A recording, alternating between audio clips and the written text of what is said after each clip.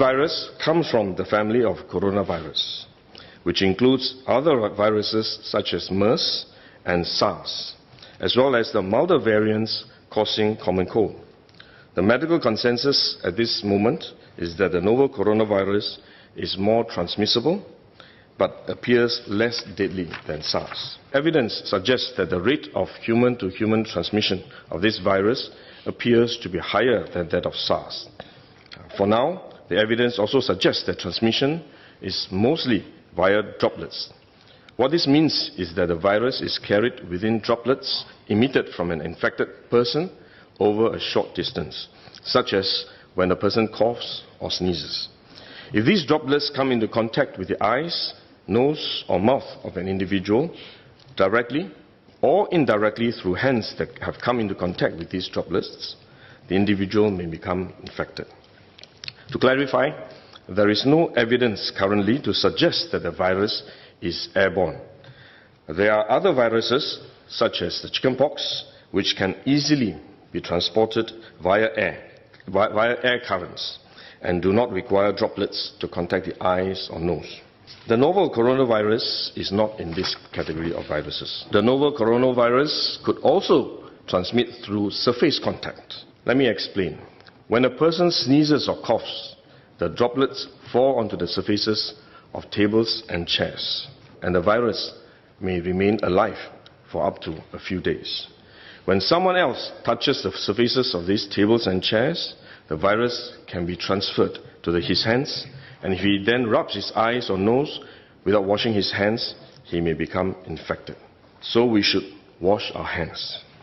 This is also why we only quarantine the close contacts of confirmed cases.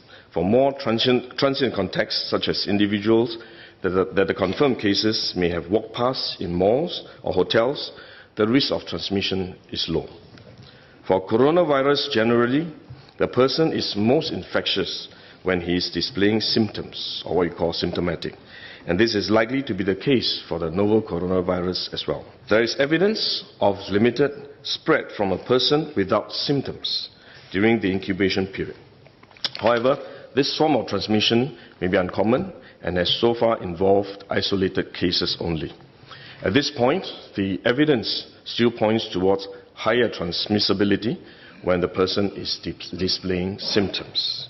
As such, medical professionals, both overseas and in Singapore, have advised that the most effective way that we can protect ourselves is to practice good personal hygiene. We should regularly wash our hands with soap and water and avoid touching our face with our hands.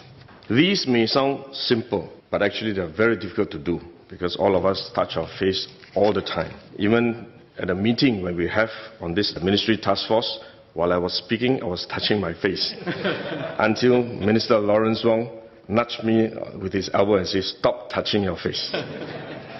So it is simple but extremely difficult, but are actually very effective in preventing all kinds of infection.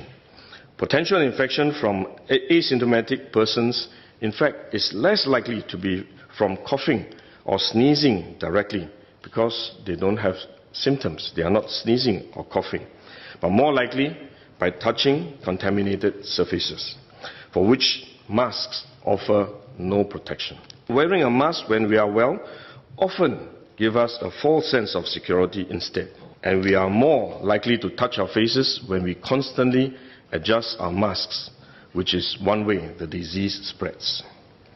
At the same time, we need to protect others, our loved ones, friends, colleagues, and fellow Singaporeans that we come into contact with. If we are sick, we should rest and recover at home as far as possible. If we do need to go out to see a doctor, for example, we should wear a surgical mask to protect others. So this is